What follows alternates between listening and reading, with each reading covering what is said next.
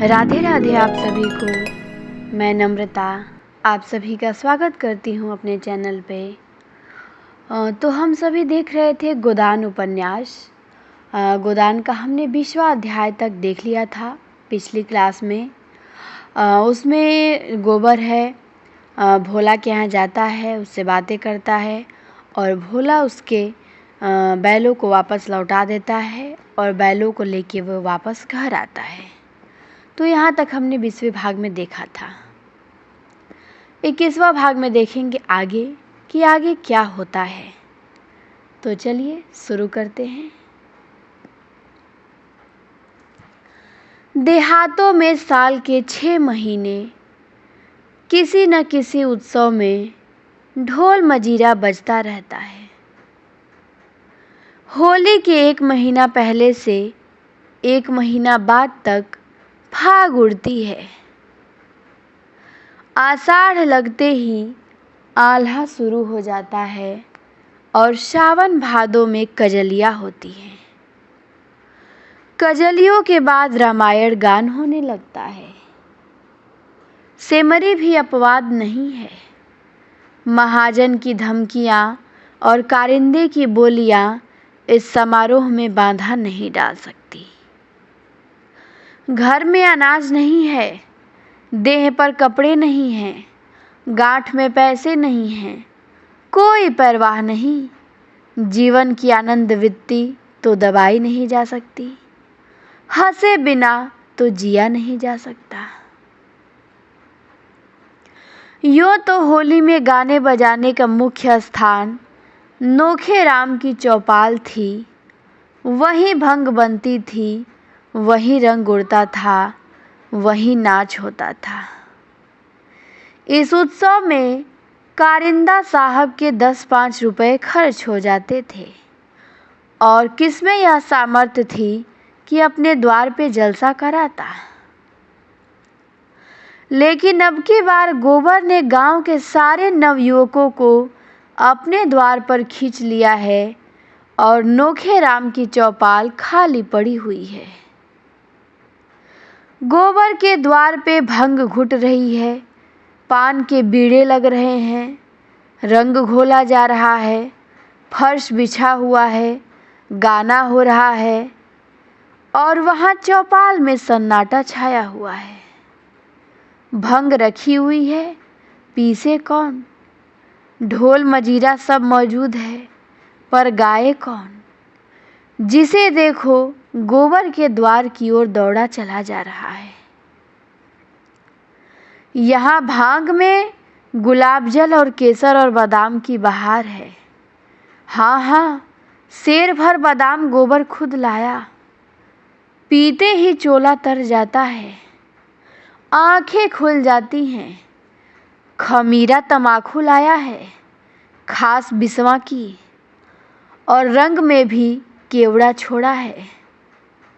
रुपए कमाने भी जानता है और खर्च करना भी जानता है। गाड़ कर चाहे कितने भी रुपए रख लो, कौन देखता है। धन की यही शोभा है। और केवल भंग ही नहीं, जितने गाने वाले हैं सबका न्योता भी है और गांव में न नाचने वालों की कमी है, न गाने वालों की और न अभिनय करने वालों की। शोभा ही लंगड़ों की ऐसी नकल करता है कि कोई क्या करेगा, और बोली की नकल करने में तो उसका सानी नहीं है। जिसकी बोली कहो उसकी बोली, आदमी की भी जानवर की भी गिरधर नकल करने में बेजोड़ है। वकील की नकल वह करे, पटवारी की नकल वह करे, थानेदार की, चपरासी की, सेठ की, सभी की नकल कर सकता है। हाँ, बेचारे के पास वैसा सामान नहीं है, मगर अब की गोबर ने उसके लिए सभी सामान मंगा दिया है और उसकी नकलें देखने जोग होगी। यह चर्चा इतनी फैली कि सांझ से ही तमाशा देखने वाले जमा होने लगे। आसपास के गांवों से दर्शकों की टोलियां आने लगी। 10 बजते बजते 3-4 हजार जमा हो गए और जब गिरधर झिंगुरी सिंह का रूप धरे अपनी मंडली के साथ खड़ा हुआ तो लोगों को खड़े होने की जगह भी न मिलती थी। वही खलवाट शेर, बड़ी बड़ी मूछें और वही तोंद बैठे भोजन कर रहे हैं और पहली ठकुराइन बैठी पंखा झल रही है। ठाकुर ठकुराइन को रसिक नेत्रों से देखकर कहते हैं, अब भी तुम्हारे ऊपर वह जोबन है कि कोई जवान भी देख ले तो तड़प जाए। और ठकुराइन फूल कर कहती हैं, अच्छा तभी तो नई नवेली लाए हो। तो ठाकुर कहते हैं कि उसे तो लाया हूं तुम्हारी सेवा करने के लिए, वह तुम्हारी क्या बराबरी करेगी। तब तक छोटी बीवी यह वाक्य सुन लेती है और मुंह फुलाकर चली जाती है। दूसरे दृश्य में ठाकुर खाट पर लेटे हैं और छोटी बहू मुंह फेरे हुए जमीन पर बैठी है। ठाकुर बार बार उसका मुंह अपनी ओर फेरने की विफल चेष्टा करके कहते हैं, अरे मुझसे क्यों रूठी हो मेरी लाडली। तो छोटी कहती है, तुम्हारी लाडली जहां हो वहां जाओ, मैं तो लौंडी हूं, दूसरों की सेवा टहल करने के लिए आई हूं। तो अब ठाकुर कहते हैं झिंगुरी सिंह, अरे तुम मेरी रानी हो, तुम्हारी सेवा टहल करने के लिए तो वह बुढ़िया है। तब तक पहली ठकुराइन सुन लेती है यह बात और झाड़ू लेकर घर में घुसती है और कई झाड़ू उन पर जमाती है। ठाकुर साहब जान बचाकर भागते हैं। ये नकल किया जा रहा है झिंगुरी सिंह का और उनकी दोनों बीवियों का। फिर दूसरी नकल हुई जिसमें ठाकुर ने 10 रुपए का दस्तावेज लिखकर 5 रुपए दिए और शेष नजराने और तहरीर और दस्तूरी और ब्याज में काट लिए। किसान आकर ठाकुर के चरण पड़ के रोने लगता है। बड़ी मुश्किल से ठाकुर रुपए देने पर राजी होते हैं।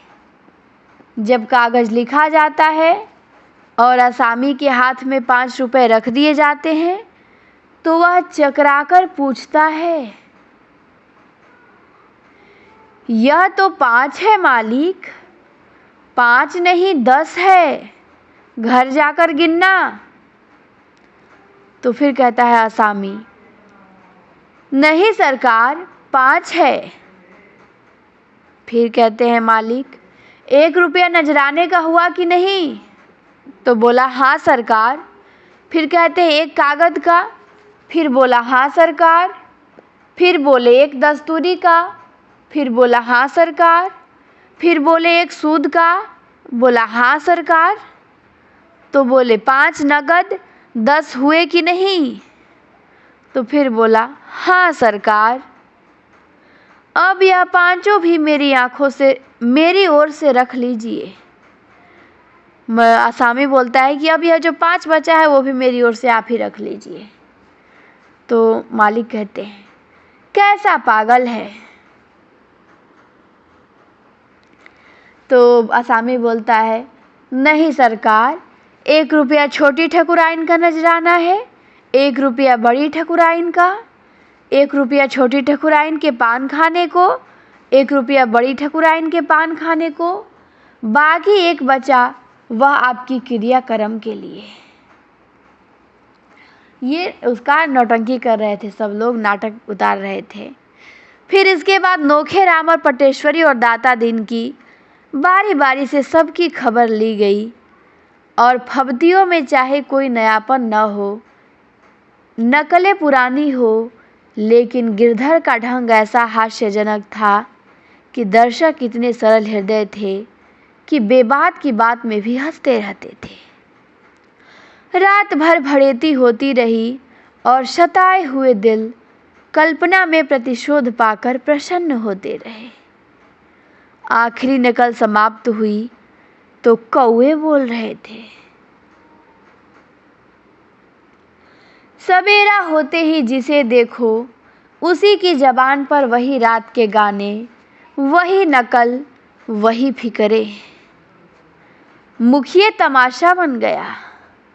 जिधर निकलते हैं उधर ही 2-4 लड़के पीछे लग जाते हैं और फिर फिक्रे कसते हैं।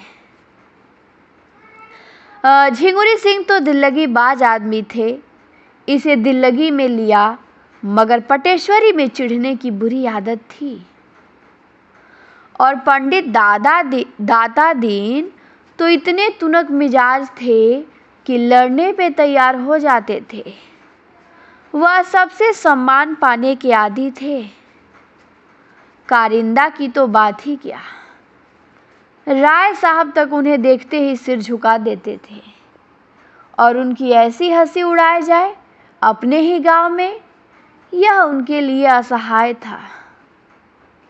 अगर उनमें ब्रह्मा तेज होता तो इन दुष्टों को भस्म कर देते, ऐसा शाप देते कि सब के सब भस्म हो जाते। लेकिन इस कलयुग में शाप का असर ही जाता रहा, इसीलिए उन्होंने कलयुग वाला हथियार निकाला। होरी के द्वार पर आए और आंखें निकाल कर बोले, क्या आज भी तुम काम करने न चलोगे होरी? अब तो तुम अच्छे हो गए हो, मेरा कितना हरज हो गया, यह तुम नहीं सोचते। गोबर देर में सोया था, अभी अभी उठा और आंखें मलता हुआ बाहर आ रहा था कि दाता दीन की आवाज कान में पड़ी। पालागन करना तो दूर रहा, उल्टे और हेकड़ी दिखाकर बोला, अब वह तुम्हारी मजूरी ना करेंगे, हमें अपनी ऊख जो बोनी है। दाता दिन ने सुरती फाँकते हुए कहा कि काम कैसे नहीं करेंगे, साल के बीच में काम नहीं छोड़ सकते। जेठ में छोड़ना हो तो छोड़ दे, करना हो तो करें, उसके पहले नहीं छोड़ सकते। गोबर ने जम्हाई लेकर कहा, उन्होंने तुम्हारी गुलामी नहीं लिखी है। जब तक इच्छा थी काम किया, अब इच्छा नहीं है नहीं करेंगे, इसमें कोई जबरदस्ती नहीं कर सकता। तो पूछे पंडित जी कि तो होरी काम नहीं करेगा? गोबर ने कहा ना। तो पंडित बोले, ठीक है, तो हमारे रुपए सूद समेत दे दो। 3 साल का सूद होता है 100 रुपया, असल मिलाकर 200 होते हैं। हमने समझा था कि 3 रुपए महीने सूद में कटते जाएंगे, लेकिन तुम्हारी इच्छा नहीं है तो मत करो। मेरे रुपए दे दो, धन्ना सेठ बनते हो तो धन्ना सेठ का काम करो।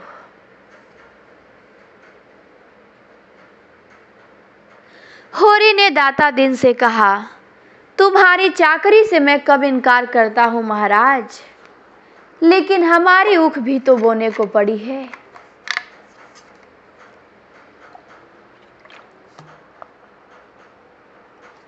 गोबर ने बाप को डांटा और बोला, कैसी चाकरी और किसकी चाकरी?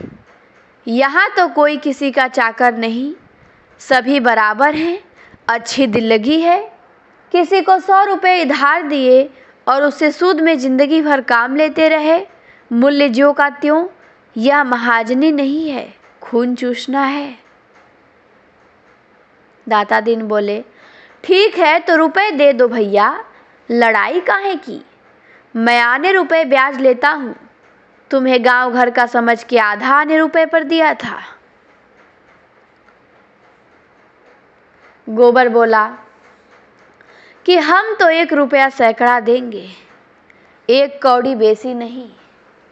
तुम्हें लेना हो तो लो, नहीं अदालत से ले लेना। 1 रुपया सैकड़ा ब्याज कम नहीं होता।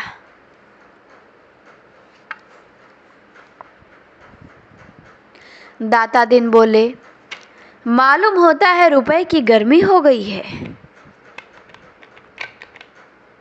गोबर बोला, गर्मी उन्हें होती है जो 1 का 10 लेते हैं, हम तो मजूर हैं, हमारी गर्मी पसीने के रास्ते बह जाती है।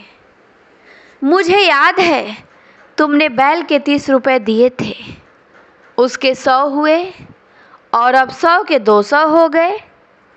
इसी तरह तुम लोगों ने किसानों को लूट लूट कर मजूर बना डाला और आप उनकी जमीन के मालिक बन बैठे।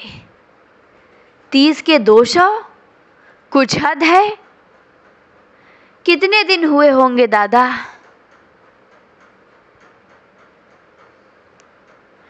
होरी ने कातर कंठ से कहा, यही 8-9 साल हुए होंगे।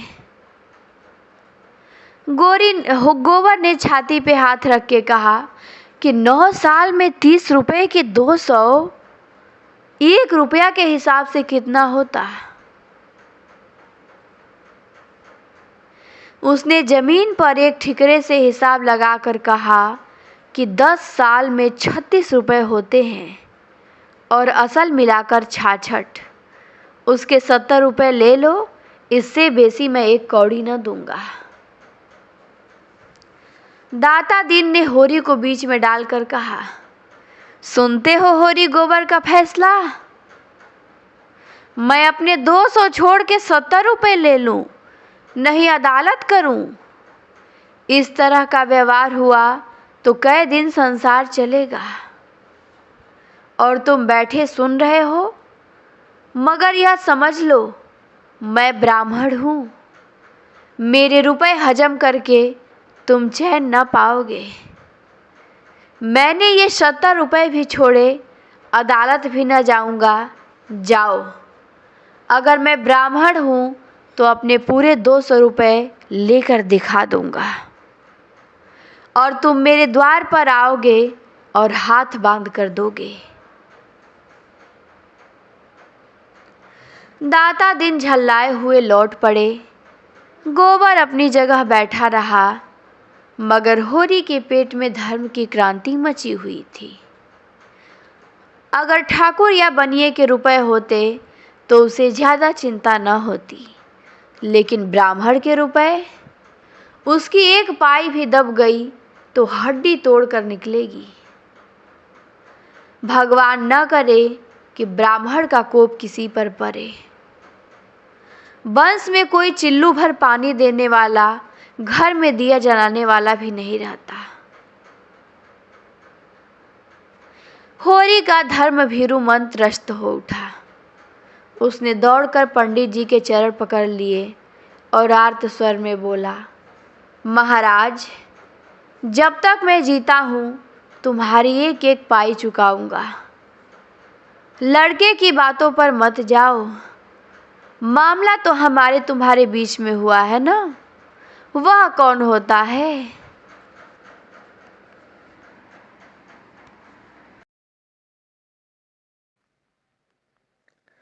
दाता दीन जरा नरम पड़े, बोले, जरा इसकी जबरदस्ती देखो। कहता है 200 रुपए के 70 लो या अदालत जाओ। अभी अदालत की हवा नहीं खाई है। जब ही एक बार किसी के पाले पड़ जाएंगे तो फिर यह ताव न रहेगा। 4 दिन शहर में क्या रहे, तानाशाह हो गए। होरी कहता है, मैं तो कहता हूं महाराज, मैं तुम्हारी 1-1 पाई चुकाऊंगा। तो दाता दिन बोले, तो कल से हमारे यहाँ काम करने आना पड़ेगा। होरी बोला, अपनी ऊख बोना है महाराज, नहीं तो तुम्हारा ही काम करता। दाता दिन चले गए तो गोबर ने तिरस्कार की आंखों से देखकर कहा, गए थे देवता को मनाने, तुम्ही लोगों ने तो इन सबों का मिजाज बिगाड़ दिया है। 30 रुपए दिए, अब 200 रुपए लेगा और डांट ऊपर से बताएगा और तुमसे मजूरी कराएगा और काम कराते कराते मार डालेगा। होरी ने अपने विचार से सत्य का पक्ष लेकर कहा कि नीति हाथ से न छोड़नी चाहिए बेटा, अपनी अपनी करनी अपने साथ में है। हमने जिस ब्याज पे रुपए लिए वह तो देने ही पड़ेंगे। फिर ब्राह्मण ये तो ठहरे, इनका पैसा हमें बचेगा? ऐसा माल तो इन्हीं लोगों को बचता है। गोबर ने त्योरिया चढ़ाई और कहा, नीति छोड़ने को कौन कह रहा है? और कौन कह रहा है कि ब्राह्मण का पैसा दबा लो? मैं तो यही कहता हूँ कि इतना सूद नहीं देंगे। बैंक वाले 12 आने सूद लेते हैं, बैंक वाले इसके कहने का मतलब है, और तुम 1 रुपये ले लो और क्या किसी को लूट लोगे? तो होरी कहता है, उनका रोया जो दुखी होगा। तो गोबर कहता है, हुआ करे, उनके दुखी होने के डर से हम बिल क्यों खो दें? होरी कहता है, बेटा जब तक मैं जिंदा हूँ मुझे अपने रास्ते चलने दो। जब मैं मर जाऊं तो तुम्हारी जो इच्छा हो वह करना। गोबर कहता है, ठीक है तो फिर तुम ही देना। मैं तो अपने हाथों अपने पाँव में कुल्हाड़ी न मारूंगा। मेरा गधापन था कि तुम्हारे बीच में बोला। तुमने खाया है तुम भरो, मैं क्यों अपनी जान दूं? यह कहता हुआ गोबर भीतर चल गया। झुनिया ने पूछा, आज सवेरे सवेरे दादा से क्यों उलझ पड़े? गोबर ने सारा वृतांत कह सुनाया और अंत में बोला, इनके ऊपर ऋण का बोझ इसी तरह बढ़ता जाएगा। मैं कहाँ तक भरूंगा? उन्होंने कमा कमा कर दूसरों का घर भरा है, मैं क्यों उनकी खोई हुई खंदक में गिरूं? इन्होंने मुझसे पूछ के कर्ज नहीं लिया, न मेरे लिए लिया। मैं उसका देनदार नहीं हूं। उधर मुखियों में गोबर को नीचा दिखाने के लिए षड्यंत्र रचा जा रहा था। यह लौंडा शिकंजे में न कसा गया तो गांव में उधम मचा देगा। प्यादे से फर्जी हो गया है ना, टेढ़े तो चलेगा ही। जाने कहाँ से इतना कानून सीख आया है। कहता है, रुपए सैकड़े सूद से बेसी न दूंगा, लेना हो तो लो, नहीं अदालत जाओ। रात इसने गांव के सारे लौंडों को बटोर के कितना अनर्थ किया। लेकिन मुखियों में भी ईर्ष्या की कमी न थी। सभी अपने बराबर वालों के परिहास पर प्रसन्न थे। पटेश्वरी और नोखे राम में बातें हो रही थी। पटेश्वरी ने कहा कि मगर सबों के घर का रत्ती रत्ती का हाल मालूम है। झिंगुरी सिंह को तो सबों ने ऐसे रगेदा कि कुछ न पूछो। दोनों ठकुराइनों की बातें सुन सुनकर लोग हंसी के मारे लौट गए। नोखे राम ने ठट्ठा मारकर कहा, हाँ मगर नकल वो थी पर सच्ची थी। मैंने कई बार उनकी छोटी बेगम को द्वार पर खड़े लौंडों से हंसी करते देखा, और बड़ी रानी काजल और सिंदूर और महावर लगा के जवान बनी रहती है। दोनों में रात दिन छिड़ी रहती है। झिंगुरी पक्का बेहया है, कोई दूसरा होता तो पागल हो जाता। फिर कहता है, सुना तुम्हारी बड़ी भद्दी नकल की, चमरिया के घर में बंद करा के पिटवाया। तो कहा, मैं तो बचा पर बकाया लगान का दावा करके ठीक कर दूंगा। वह भी क्या याद करेंगे कि किसी से पाला पड़ा था। तो फिर कहते हैं कि लगान तो उसने चुका दिया है ना? तो कहते हैं, हाँ लेकिन रसीद तो मैंने नहीं दी। सबूत क्या है कि लगान चुका दिया? और यहाँ कौन हिसाब किताब देखता है? आज ही प्यादा भेजकर बुलाता हूँ। होरी और गोबर दोनों ऊख बोने के लिए खेत सींच रहे थे। अब की ऊख की खेती होने की आशा तो न थी, इसीलिए खेत परती पड़ा हुआ था। अब बैल आ गए हैं तो ऊख क्यों न बोई जाए। मगर दोनों जैसे 36 बने हुए थे, न एक दूसरे की तरफ देखते थे न बोलते थे। होरी बैलों को हाँक रहा था और गोबर मोट ले रहा था। सोना और रूपा दोनों खेत में पानी दौड़ा रही थी कि उनमें झगड़ा हो गया। विवाद का विषय यह था कि झिंगुरी सिंह की छोटी ठकुराइन पहले खाकर पति को खिलाती है या पति को खिलाकर खुद खाती है। सोना कहती है कि पहले वह खुद खाती है और रूपा इस मत का विरोध करती है। रूपा ने जिरह की कि अगर वह पहले खाती तो क्यों मोटी नहीं है, ठाकुर क्यों मोटे हैं, अगर उन पर गिर पड़े तो ठकुराइन पिस जाए। सोना ने प्रतिवाद किया, तू समझती है अच्छा खाना खाने से लोग मोटे हो जाते हैं? अच्छे खाने से लोग बलवान होते हैं, मोटे नहीं होते। मोटे होते हैं घास पात खाने से। तो रूपा बोली, अच्छा तो ठकुराइन ठाकुर से बलवान है? सोना बोली, और क्या, अभी उस दिन उन दोनों में लड़ाई हुई तो ठकुराइन ने ठाकुर को ऐसा ढकेला कि उनके घुटने फूट गए। तो रूपा कहती है, तो तू भी पहले आप खाकर तब जीजाजी को खिलाएगी? तो सोना कहती है, तब क्या? तो रूपा कहती है, अम्मा तो पहले दादा को खिलाती है। तो सोना कहती है, हाँ तभी तो जब देखो तब दादा डांट देते हैं।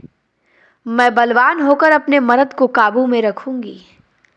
तेरा मर्द तुझे पीटेगा, तेरी हड्डी तोड़ के रख देगा।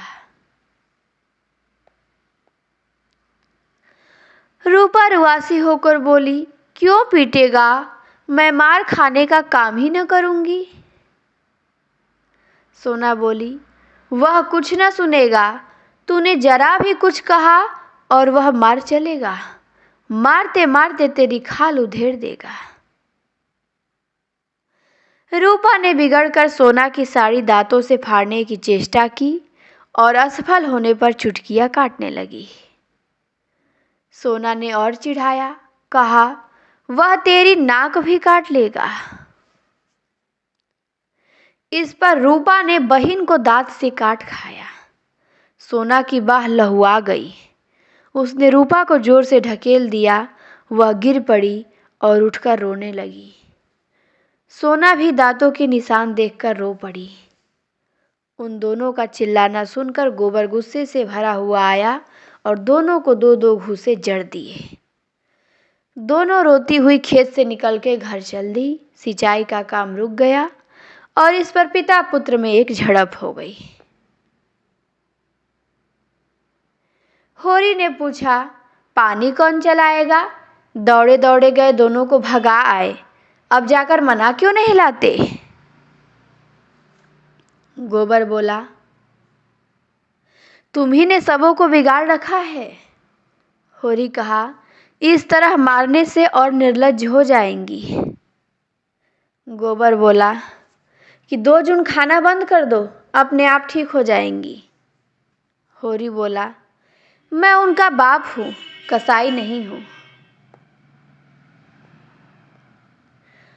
पाँव में एक बार ठोकर लग जाने के बाद किसी कारण से बार बार ठोकर लगती है और कभी कभी अंगूठा पक जाता है और महीनों कष्ट देता है।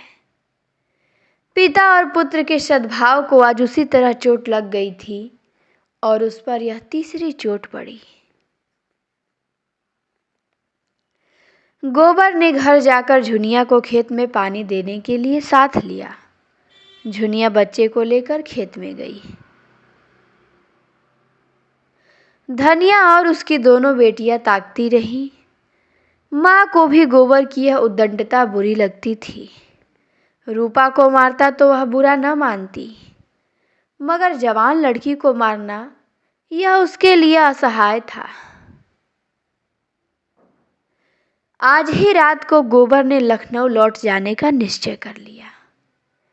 यहाँ अब वह नहीं रह सकता। जब घर में उसकी कोई पूछ नहीं है तो वह क्यों रहे? वह लेन देन के मामले में बोल नहीं सकता, लड़कियों को जरा मार दिया तो लोग ऐसे जामे के बाहर हो गए, मानो वह बाहर का आदमी है, तो इस सराय में वह न रहेगा।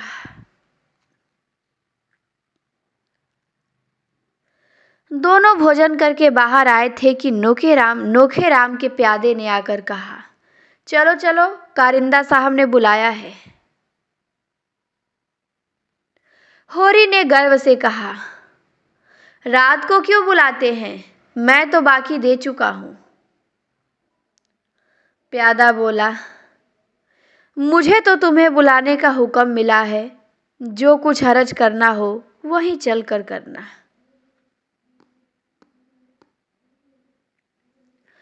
होरी की इच्छा न थी, मगर जाना पड़ा।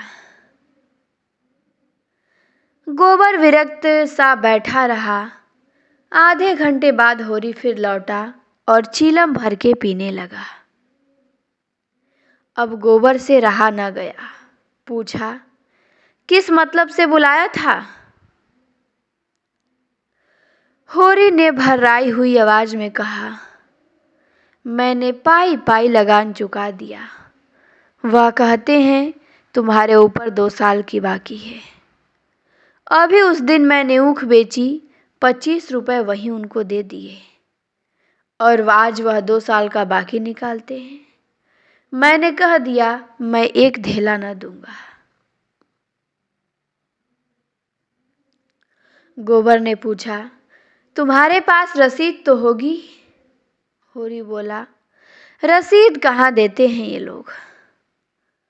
गोबर बोला, तो तुम बिना रसीद लिए रुपए देते ही क्यों हो? होरी बोला, मैं क्या जानता था वह लोग बेईमानी करेंगे। यह सब तुम्हारी करनी का फल है। तुमने रात को उनकी हंसी उड़ाई, यह उसी का उद्दंड है। पानी में रहकर मगरमच्छ से बैर नहीं किया जाता। सूद लगाकर 70 रुपए बाकी निकाल दिए, ये किसके घर से आएंगे?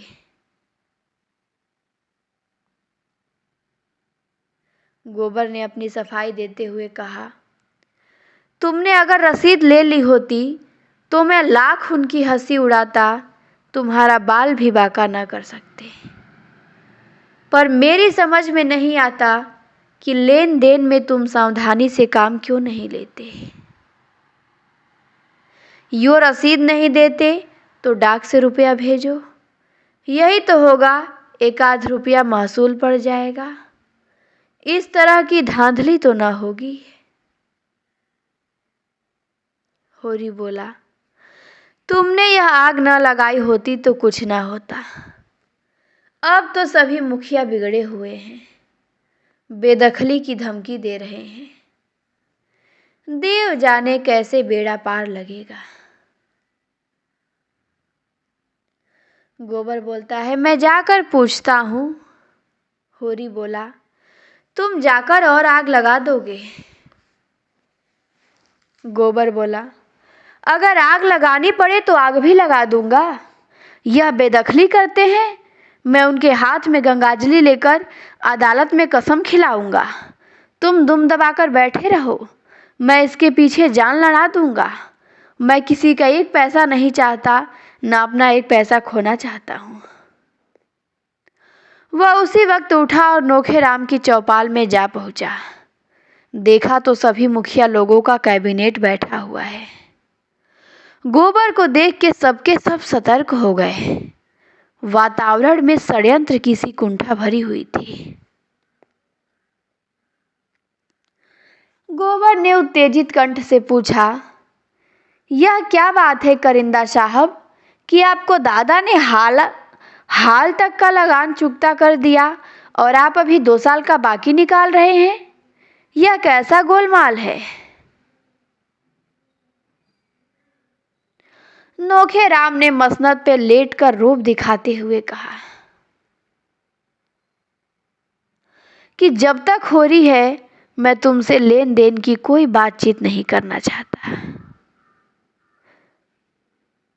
गोबर ने आहत भरे स्वर में कहा, तो मैं घर में कुछ नहीं हूं? उसने बोला नोखेराम ने कि तुम अपने घर में सब कुछ होगे, यहाँ तुम कुछ नहीं हो। गोबर बोला, अच्छा, अच्छी बात है, आप बेदखली दायर कीजिए, मैं अदालत में तुमसे गंगाजली उठवा कर रुपए दूंगा। इसी गांव से 100 शहादतें दिलाकर साबित कर दूंगा कि तुम रसीद नहीं देते। सीधे साधे किसान हैं, कुछ बोलते नहीं, तो तुमने समझ लिया कि सब काट के उल्लू हैं। राय साहब वही रहते हैं जहां मैं रहता हूं, और गांव के सब लोग उन्हें हौवा समझते होंगे, मैं नहीं समझता। रत्ती रत्ती हाल कहूंगा और देखूंगा तुम कैसे मुझसे दोबारा रुपए वसूल कर लेते हो।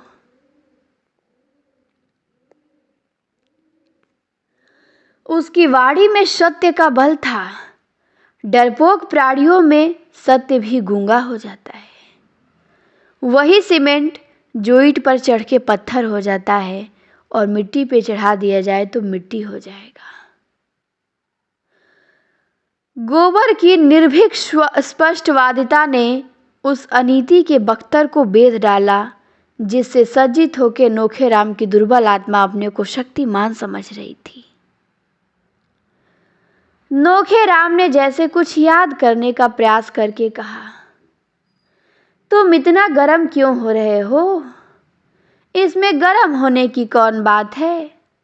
अगर होरी ने रुपए दिए हैं तो कहीं ना कहीं तो टाके गए होंगे। मैं कल कागज निकाल कर देखूंगा। अब मुझे कुछ कुछ याद आ रहा है कि शायद होरी ने रुपए दिए थे। तुम निशा खाती रहो, अगर रुपए यहाँ आ गए हैं तो कहीं जा नहीं सकते। तुम थोड़े से रुपए के लिए झूठ थोड़े ही बोलोगे, और न मैं इन रुपए से धनी हो जाऊंगा।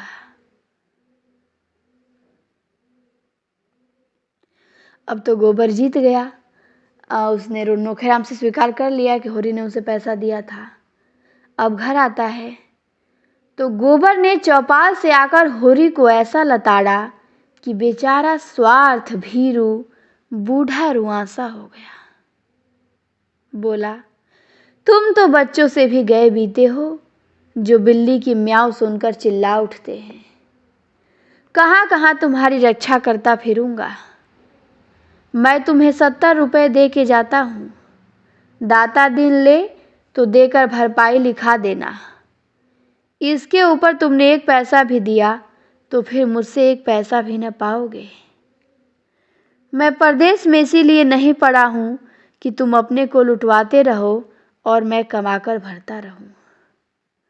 मैं कल चला जाऊंगा, लेकिन इतना कहे देता हूं कि किसी से 1 पैसे उधार मत लेना और किसी को कुछ मत देना।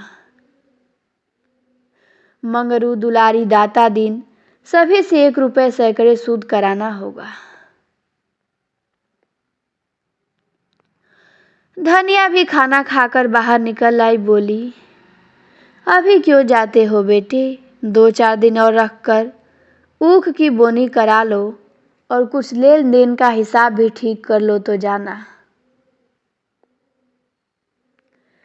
गोबर ने सान जमाते हुए कहा, मेरा 2-3 रुपए रोज का घाटा हो रहा है, यह भी तुम समझती हो।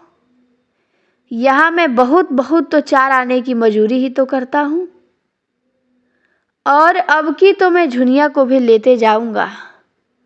वहां मुझे खाने पीने की बड़ी तकलीफ होती है। धनिया ने डरते डरते कहा, जैसी तुम्हारी इच्छा, लेकिन वहां वह कैसे अकेले घर संभालेगी, कैसे बच्चे की देखभाल करेगी? गोबर बोला, अब बच्चे को देखूं कि अपनी सुविधा देखूं? मुझसे चूल्हा नहीं फूंका जाता। धनिया बोली कि ले जाने को मैं नहीं रोकती, लेकिन परदेश में बाल बच्चों के साथ रहना, न कोई आगे न कोई पीछे, सोचो कितना झंझट है। गोबर बोला कि परदेश में संगी साथी निकल ही आते हैं अम्मा, और यहाँ तो स्वार्थ का संसार है। जिसके साथ 4 पैसे गम खाओ वही अपना। खाली हाथ तो माँ बाप भी नहीं पूछते।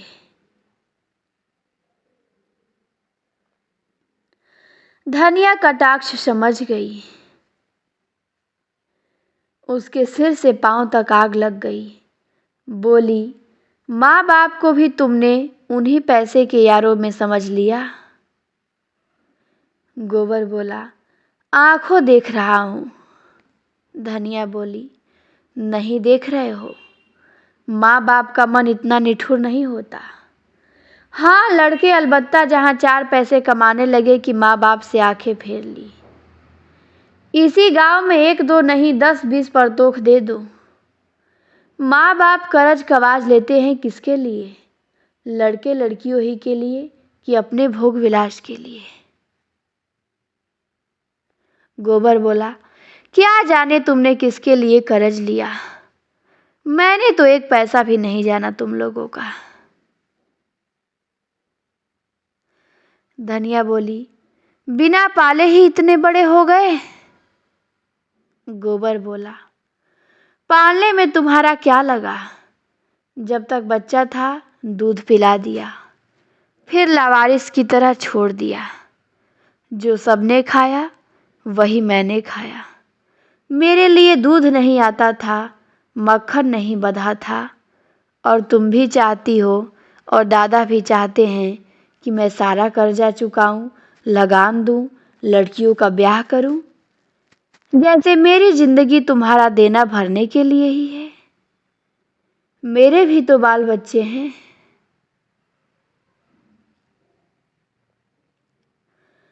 धनिया सन्नाटे में आ गई। एक ही क्षण में उसके जीवन का मृदु स्वप्न जैसे टूट गया। अब तक वह मन में प्रसन्न थी कि अब उसका दुख दरिद्र सब दूर हो गया।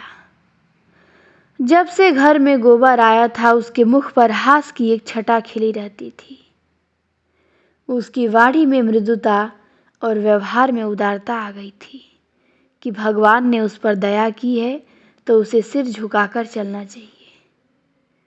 भीतर की शांति बाहर सौजन्य बन गई थी और उस पे जब गोबर का ये शब्द सुनती है तो तपते बालू की तरह हृदय पे आ पड़े और चने की भांति सारे अरमान झुलस गए। उसका सारा घमंड चूर चूर हो गया। इतना सुन लेने के बाद अब जीवन में क्या रस रह गया? जिस नौका पे बैठ के इस जीवन सागर को पार करना चाहती थी वह टूट गई तो किस सुख के लिए जिए? लेकिन नहीं, उसका गोबर इतना स्वार्थी नहीं है। उसने कभी माँ की बात का जवाब नहीं दिया, कभी किसी बात के लिए जिद नहीं की। जो कुछ रूखा सूखा मिला वही खा लेता था। वही भोला भाला शील स्नेह का पुतला आज क्यों ऐसी दिल तोड़ने वाली बातें कर रहा है? उसकी इच्छा के विरुद्ध तो किसी ने कुछ नहीं कहा। माँ बाप दोनों ही उसका मुंह जोहते रहे। उसने खुद ही लेन देन की बात चलाई। नहीं, उससे कौन कहता कि तू माँ बाप का देना चुका? माँ बाप के लिए यही क्या कम सुख है कि वह इज्जत आबरू के साथ भले मांसों की तरह कमाता खाता है? अगर उससे कुछ हो सके तो माँ बाप की मदद करे, नहीं हो सकता तो माँ बाप उसका गला न दबाएंगे। झुनिया को ले जाना चाहता है, खुशी से ले जाए। धनिया ने तो केवल उसकी भलाई के ख्याल से कहा था कि झुनिया को वहां ले जाने में उसे जितना आराम मिलेगा उससे कहीं ज्यादा झंझट बढ़ जाएगा। उसने ऐसी कौन सी लगने वाली बात कही थी कि वह इतना बिगड़ उठा? अब धनिया सोच रही है कि हो ना हो यह आग झुनिया ने लगाई हो। वही बैठे बैठे उसे मंत्र पढ़ा रही है। यहाँ शौक श्रृंगार करने को नहीं मिलता, घर का कुछ ना कुछ काम भी करना पड़ता है। वहाँ रुपए पैसे हाथ में आएंगे, मजे से चिकना खाएगी, चिकना पहनेगी और टांग फैलाकर सोएगी। 2 आदमियों की रोटी पकाने में क्या लगता है, वहां तो पैसा चाहिए। सुना बाजार में पकी पकाई रोटियां मिल जाती है। यह सारा उपद्रव उसी ने खड़ा किया है। शहर में कुछ दिन रह भी चुकी है, वहां का दाना पानी मुंह में लगा हुआ है। यहाँ कोई पूछता न था। यह भोंदू मिल गया, इसे फांस लिया। जब यहाँ 5 महीने का पेट लेकर आई थी, तब कैसी म्याऊं म्याऊं करती थी। तब यहाँ शरण न मिली होती तो आज कहीं भीख मांगती होती। यह उसी नेकी का बदला है। इसी चुड़ैल के पीछे डार देना पड़ा। बिरादरी में बदनामी हुई, खेती टूट गई, सारी दुर्गत हुई, और आज यह चुड़ैल जिस पत्तल में खाती है उसी में छेद कर रही है। पैसे देखे तो आंख हो गई, तभी ऐंठी ऐंठी फिरती है, मिजाज नहीं मिलता। आज लड़का 4 पैसा कमाने लगा है, न इतने दिनों बात नहीं पूछी तो सास का पाँव दबाने के लिए तेल लिए दौड़ती थी। डाइन उसके जीवन की निधि को उसके हाथ से छीन लेना चाहती है। फिर धनिया दुखित स्वर में बोली, यह मंत्र तुम्हें कौन दे रहा है बेटा? तुम तो ऐसे न थे। माँ बाप तुम्हारे ही हैं, बहनें तुम्हारी ही हैं, घर तुम्हारा ही है। यहाँ बाहर का कौन है? और हम क्या बहुत दिन बैठे रहेंगे? घर की मर्यादा बनाए रहोगे तो तुम ही को सुख होगा। आदमी घर वालों ही के लिए तो धन कमाता है, और किसके लिए? अपना पेट तो सूअर भी पाल लेता है। मैं न जानती थी कि झुनिया नागिन बनकर हम ही को डसेगी।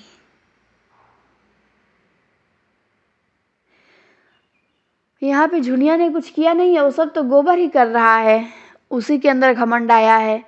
लेकिन अब ये धनिया समझ रही है कि झुनिया ने चढ़ाया होगा, और मैक्सिमम यही देखने को मिलता है। यहाँ पे धनिया ज़्यादा गलती नहीं है, और ना गोबर तो है, झुनिया की भी गलती नहीं है। लेकिन अब यहाँ से झुनिया गलती करना शुरू करेगी, और यही मिलता है कि अगर बेटा कुछ करे गलत तो सीधा दोष बहू पे जाता है कि उसी ने चढ़ाया होगा, उसी ने बिगाड़ा होगा। अब उस पर झूठा इल्ज़ाम लगाया जाता है तो भाई सामान्य सी बात है, गुस्सा आएगा ही। अब उसने कुछ नहीं कहा, वो तो बोली थी शुरू में कि बिना अम्मा के परमिशन के मैं नहीं जाऊंगी। तो मतलब अब यहाँ पे धनिया से भी थोड़ी सी चूक हो गई, गलती हो गई कि अब बिना जाने समझे झुनिया को दोष दे रही है। और यही होता है, आजकल भी हो रहा है, पहले भी हो चुका है कि बेटा कुछ भी करे दोष बहू पे, उसी ने बिगाड़ा होगा, मेरा बेटा ऐसा न था। आपका बेटा हमेशा से वैसा ही रहता है। तो ये समझ नहीं पाई है धनिया, और झुनिया पे दोष देने लगती है। तो गोबर ने तिनक कर कहा, अम्मा नादान नहीं हो कि झुनिया मुझे मंत्र पढ़ाएगी। तुम उसे नाहक कोस रही हो। तुम्हारी गृहस्थी का सारा बोझ मैं नहीं उठा सकता। मुझसे जो कुछ हो सकेगा तुम्हारी मदद कर दूंगा, लेकिन अपने पाँव में बेड़ियां नहीं डाल सकता।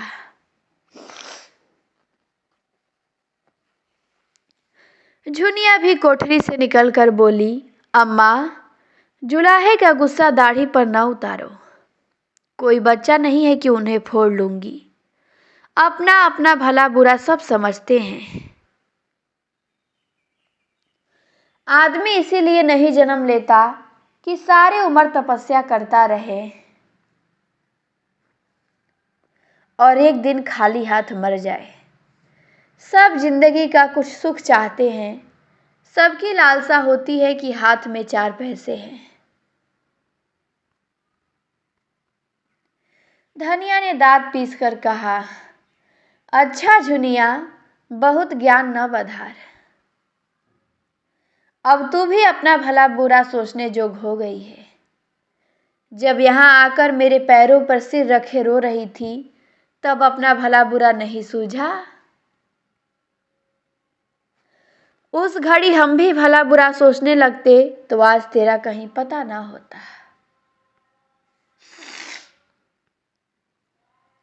अब इसके बाद तो घर में संग्राम छिड़ गया। ताने मेहने, गाली गलौज, थुक्का फजीहत, कोई बात न बची। गोबर भी बीच बीच में डंक मारता जाता था। होरी बरौठों में बैठा सब कुछ सुन रहा था। सोना और रूपा आंगन में सिर झुकाए खड़ी थी। दुलारी, पुनिया और कई स्त्रियां बीच बचाव करने आ पहुंची। गर्जन के बीच में कभी कभी बूंदें भी गिर जाती थी। दोनों ही अपने अपने भाग्य को रो रही थी और दोनों ही धनिया और झुनिया ईश्वर को कोस रही थी और दोनों अपनी अपनी निर्दोषिता सिद्ध कर रही थी। झुनिया गड़े मुर्दे उखाड़ रही थी। आज उसे हीरा और शोभा से विशेष सहानुभूति हो गई थी, जिन्हें धनिया ने कहीं का न रखा था। धनिया की आज तक किसी से न पटी थी तो झुनिया से कैसे पट सकती है। धनिया अपनी सफाई देने की चेष्टा कर रही थी, लेकिन न जाने क्या बात थी कि जनमत झुनिया की ओर था। शायद इसीलिए कि झुनिया संयम से हाथ से न जाने देती थी और धनिया आपे से बाहर थी। और शायद इसीलिए भी कि झुनिया अब कमाऊ पुरुष की स्त्री थी, उसे प्रसन्न रखने में ज्यादा मसलहत थी। तब होरी ने आंगन में आकर कहा, मैं तो तेरे पैरों पड़ता हूं धनिया, चुप रह, मेरे मुंह में कालिख मत लगा। हाँ, अभी मन ना भरा हो तो और सुन ले।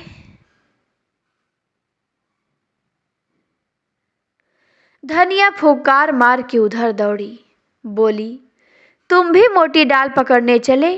मैं ही हूं दोषी, वह तो मेरे ऊपर फूल बरसा रही है। संग्राम का क्षेत्र बदल गया। जो छोटों के मुंह लगे वह छोटा। धनिया किस तर्क से झुनिया को छोटा मान ले? होरी ने व्यथित कंठ से कहा, अच्छा वह छोटी नहीं है, बड़ी सही। जो आदमी नहीं रहना चाहता क्या उसे बांध कर रखेगी? उनके हाथ पांव हो गए, अब तू क्या चाहती है कि वे दाना चारा लाकर खिलाएं? माँ बाप का धर्म 16 आनों लड़के के साथ है, पर लड़कों का माँ बाप के साथ एक आना भी धर्म नहीं है। जो जाता है उसे आशीष दे के विदा कर। हमारा भगवान मालिक है, जो कुछ भोगना है भोगेंगे। 40 सात 47 साल इसी तरह रोते धोते कट गए। 10-5 साल हैं, वह भी यूं ही कट जाएंगे। उधर गोबर जाने की तैयारी कर रहा था। इस घर का पानी भी उसके लिए हराम है। माता होकर जब उसे ऐसी ऐसी बातें कहे तो अब वह उसका मुंह भी न देखेगा। देखते ही देखते गोबर का बिस्तर बंध गया। झुनिया ने भी चुंदरी पहन ली। मुन्नू भी टोप और फ्राक पहन के राजा बन गया।